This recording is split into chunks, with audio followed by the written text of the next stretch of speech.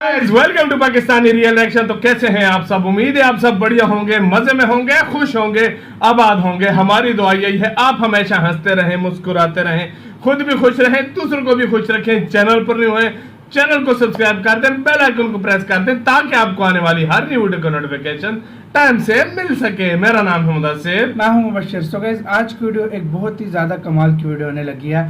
Video का जो title है वो है भारत की शरण में आया यूक्रेन। भारतीय सरकार ने गारंटी की मांग की, भारत के लिए सबसे बड़ा चैलेंज। मतलब यूक्रेन वो देश जो कि मतलब कुछ दिनों पहले कह रहा था कि भारत पर भी सैंक्शन लगाओ, वो ऑयल ले रहा है, हाँ। ये कर रहा है, वो कर रहा है, हमारा साथ नहीं दे रहा, हमारे हक में बयान नहीं दे रहा। उसने यहाँ तक बोल दिया था कि यार जो है ना, हम जो जंग अभी लड़ रहे हैं या कत्लेआम, भारत इसकी फंडिंग कर रहा है, भारत कर रहा है। ऐसी बातें की थी। आज वो भारत के शरण में आ गया। वो भारत के लिए बहुत बड़ा चैलेंज बन गया। भारत ने उससे कोई गारंटी मांगी है। क्या हुआ ये तो पहले वीडियो देखेंगे, सारी इन्फॉर्मेशन भाई तब पता लगेगी। और यूक्रेन को फिर देखो भाई कैसे घुटनों पे टिकाया है भारत से। अब आगे देखते हैं हुआ क्या। इंडियन अफेयर्स का वीडियो, उनकी वीडियो का लिंक मिल जाएगा आप लोगों को डिस्क्रिप्शन में। इनका प्लीज चैनल लाजमी सब्सक्राइब कीजिएगा। काउंटडाउन करते हैं 3, 2, 1 एंड स्टार्ट। जब भी दो देशों के बीच में युद्ध होता है, उसके परिणामों को आने वाले कई दशकों तक याद रखा जाता है। उदाहरण के लिए भारत पाकिस्तान को ही ले लो। आज भी हम सब भारतीय गर्व के साथ कहते हैं कि हमने पाकिस्तान को युद्ध में कई बार हराया है। युद्ध के परिणाम के साथ किसी भी देश का प्राइड जुड़ा होता है। युद्ध में हार और जीत ही तय करती है कि कौन सा देश कितना ताकतवर है और किसके पास कितनी सैन्य शक्ति है। ग्लोबल फायर पावर रैंकिंग्स के आधार पर अमेरिका के बाद रशिया दुनिया का दूसरा सबसे पावरफुल देश है। ऐसे में अगर रशिया यूक्रेन से हार जाता है तो रशिया की जो मिलिट्री डोमिनेंस है, उसको जो डिप्लोमेटिक लेवल के ऊपर लेवरेज मिलती है, वो सब अचानक से खत्म हो जाएगी। इसके अलावा जो रशियन प्रेसिडेंट व्लादिमीर पुतिन का 20 सालों से ज्यादा का कार्यकाल है, उसके ऊपर एक धब्बा लग जाएगा। आगे चलकर व्लादिमीर पुतिन ने साल 2036 तक रशिया के प्रेसिडेंट के रूप में बने रहना है। रशिया अगर यूक्रेन युद्ध हार जाता है तो रशियंस के बीच जो उनकी पॉपुलर लीडर के रूप में एक इमेज है, उनकी पॉपुलैरिटी है, वो अचानक से खत्म हो जाएगी। इसी के साथ उनके लिए रशिया को रूल करना काफी मुश्किल हो जाएगा। यानी प्रेसिडेंट पद के ऊपर बना रहना उनके लिए काफी मुश्किल हो जाएगा। प्रेसिडेंट व्लादिमीर पुतिन बिल्कुल नहीं चाहेंगे कि रशिया की हिस्ट्री बुक्स में उनको यूक्रेन से युद्ध हारने वाले प्रेसिडेंट के रूप में याद किया जाए। इसलिए रशिया ने अचानक से पार्शियल मोबिलाइजेशन करके पूरी दुनिया को चौंका दिया है। 3 लाख रिजर्व पर्सनल्स को युद्ध में योगदान के लिए बुला लिया गया है। सबको लग रहा था कि रशिया पीछे हट जाएगा, लेकिन व्लादिमीर पुतिन ने साफ कर दिया है कि वो इस युद्ध में हार का सामना करने के लिए बिल्कुल भी रेडी नहीं है और इस युद्ध का परिणाम अपने पक्ष में करने के लिए उनको जो कुछ भी करना पड़े वो सब कुछ करने के लिए तैयार है। वहीं इस बीच यूक्रेन ने भारत से गुहार लगाई है। रेफरेंस के लिए आपकी स्क्रीन के ऊपर आर्टिकल का स्क्रीनशॉट है, जिसके मुताबिक यूक्रेन के प्राइम मिनिस्टर डेनिस शामियाल ने भारत को यूक्रेन की सिक्योरिटी का गारंटर बनने की रिक्वेस्ट की है। रिपोर्ट के मुताबिक डॉक्टर एस जयशंकर साहब, जो 77th यूएन जनरल असेंबली के लिए अमेरिका के न्यूयॉर्क गए हैं, उन्होंने वहां पर पिछले कल यूक्रेन के प्राइम मिनिस्टर डेनिस शामियाल के साथ मीटिंग की। मीटिंग में यूक्रेन के प्राइम मिनिस्टर ने डॉक्टर एस जयशंकर साहब से भारत से भेजे जाने वाली ह्यूमैनिटेरियन एड के लिए अपना आभार व्यक्त किया और भारत को थैंक्स बोला। साथ में उन्होंने भारत को इनवाइट किया कि भारत को भी रशिया के इस युद्ध को रोकने वाली फोर्सेस को ज्वाइन करना चाहिए। यानी भारत को भी अमेरिका, ब्रिटेन और यूक्रेन के खेमे में आ जाना चाहिए। इसके साथ ही उन्होंने भारत से कहा कि उनके ग्रेन्स की शिपमेंट के लिए सिक्योरिटी कॉरिडोर चाहिए ताकि यूक्रेन अपने ग्रेन्स को सेफली एक्सपोर्ट कर सके। इसके साथ ही यूक्रेनियन पीएम ने भारत से यूक्रेन की सिक्योरिटी का गारंटर बनने की एक बार फिर से रिक्वेस्ट की।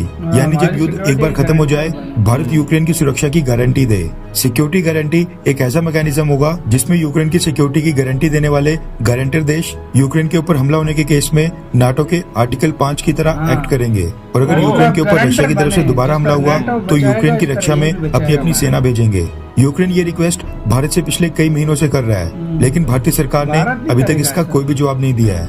यूक्रेन को लगता है कि भारत रशिया का काफी करीबी है। ऐसे में अगर भारत गारंटर बनता है तो रशिया दोबारा यूक्रेन के ऊपर हमला नहीं करेगा। वैसे ये प्लान अमेरिका का भी हो सकता है, भारत को गारंटर बनाकर रशिया और भारत के बीच में डिफरेंसेस पैदा करने का। इसके अलावा यूक्रेन के प्राइम मिनिस्टर डेनिस शामियाल ने भारत से कहा कि भारत को यूक्रेन की मदद के लिए फाइनेंशियल एड और बाकी मदद भी भेजनी होगी। यानी युद्ध के कारण जो यूक्रेन का इंफ्रास्ट्रक्चर नष्ट हुआ है, उसको दोबारा से अपने पैरों के ऊपर खड़ा करने के लिए भारत को यूक्रेन की आर्थिक मदद करनी होगी। यूक्रेन के प्राइम मिनिस्टर्स की डिमांड से ऐसा लग रहा है कि रशिया ने मोबिलाइजेशन का नहीं, मानो ट्रूप्स पीछे लेने का ऐलान किया हो, क्योंकि ये सारी डिमांड्स तब पूरी होंगी जब युद्ध रुकेगा और युद्ध रुकने का तो अभी कई महीनों तक कोई आसार भी नहीं लग रहा है। एटलीस्ट तब तक तो बिल्कुल नहीं जब तक यूक्रेन अपनी हार खुद ही नहीं मान लेता। खैर, आपको क्या लगता है कि क्या व्लादिमीर पुतिन ने 3 लाख लोगों को युद्ध में मोबिलाइज करके बिल्कुल सही किया? 3 लाख हाँ लोग या फिर ना? नीचे कमेंट करके अपनी राय जरूर बताएं।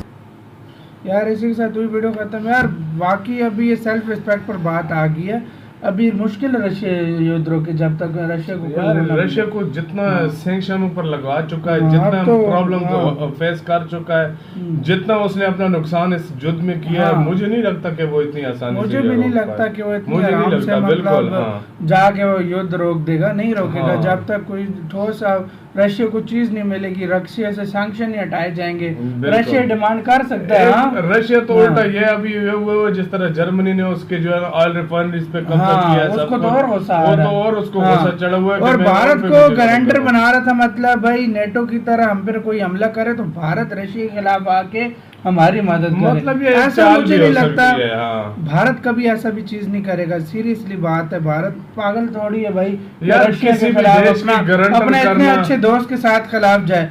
चलो चाइना के खिलाफ गारंटर होता फिर भारत बन जाता, औरों के खिलाफ होता फिर भारत बन यार जाता। मैं एक बात हाँ। बताऊं, इंडिया की नीति भी इस तरह नहीं है। अगर चाइना का खिलाफ भी होता तब भी हाँ। इंडिया ना बनता। देखो, देश के हित में जो चीज हो वो ही करनी चाहिए। और जिस तरह ये इसमें मुझे एक थोड़ी सी चाल नजर आ रही है, मतलब एक हाँ, किस्म का अमेरिका नाराज की करने वाली तरफ से, चाल है। हाँ, relation- रशिया को नाराज करने वाली लेकिन बात भाई हो सकती भारत है। का मुझे अभी से रिस्पांस पता है, भारत कभी भी नहीं बनेगा। फौरन इनकार गारंटर कर कभी दिया भी होगा नहीं मुंह के बनेगा, ऊपर, हाँ। मुझे लगता है। भारत अब ने देखो- सीधा बोला होगा, मैं हाँ, नहीं करने वाला। इस सीधी तरह सी और बात इस तरह है, करना भी नहीं चाहिए हाँ। किसी देश को यार। वैसे देखो, अगर देखा जाए तो इंडिया और रशिया के ताल्लुकात आपस में बहुत अच्छे हैं। हाँ। और इंडिया, हाँ, वो ये कह सकता था इंडिया को कि आप जो है ना युद्ध रुकवाने की पूरी कोशिश करें। हाँ। बेशक गारंटर ना बने, लेकिन युद्ध रुकवाने की कोशिश करें। जो भी मुतालबात हैं मिल बैठकर आप हमारे साथ हल करवाएं। आप ये करवा लें। वो गारंटर ये बनने चीज के कर चक्कर में सकते थे। तो वो चीज थोड़ी जो है मुझे लेकिन अजीब ये लग रही है। गारंटर वाला भारत कभी भी नहीं करेगा। लेकिन भारत से फिर एक बार उसने मदद मांगी है। मुझे यूक्रेन की समझ नहीं आती, कभी वो धमकाता है, कभी कुछ और करता है, फिर कहता है गारंटर बनो। मतलब अजीब ही है यार, नहीं, सही Seriously बात है, अजीब वाकई system है। में, वाकई और में। ये भी ऊपर से कहता है हमें फाइनेंशियली भी हेल्प करो, ताकि मतलब मैंने तारीख में हिस्ट्री में कभी नहीं देखा कि यूक्रेन ने भारत का साथ दिया हो। और भारत से वो वाकई इस में। तरह की डिमांड्स रखता और है। फाइनेंशियली हेल्प देखो इंडिया वैसे भी कर देगा। हाँ, इंडिया वो अभी कर कर भी देगा। रहा है, देखो एड भी भेज ऐड वगैरह रहा है, भेज सब रहा कुछ है, कर हाँ। रहा है, लेकिन वो कर भी रहा है। चलो, फाइनेंशियली हेल्प की तो बात बनती है, लेकिन गारंटर बनना और ये सब गारंटर कुछ वाला करना, काम मुश्किल है। ये मुझे नहीं लगता गाइस कि ये मतलब इंडिया आप करे। क्या सोचते हैं, भारत को वाकई गारंटर बनना चाहिए? अपनी राय आप लोग हमें प्लीज कमेंट सेक्शन में देना, हम बिल्कुल। आपके कमेंट पढ़ेंगे। हम बिल्कुल। खुद जानना चाहते हैं आप क्या सोचते हैं इसके बारे में कि भारत बिल्कुल। को बनना चाहिए या नहीं बनना चाहिए। बिल्कुल। तो वीडियो को यार लाइक कमेंट शेयर सब्सक्राइब करना मत मत भूलिएगा। भूलिएगा। इधर ही यार वीडियो खत्म करते हैं। अपना बहुत बहुत ज्यादा ख्याल रखिएगा। तो यार बाय।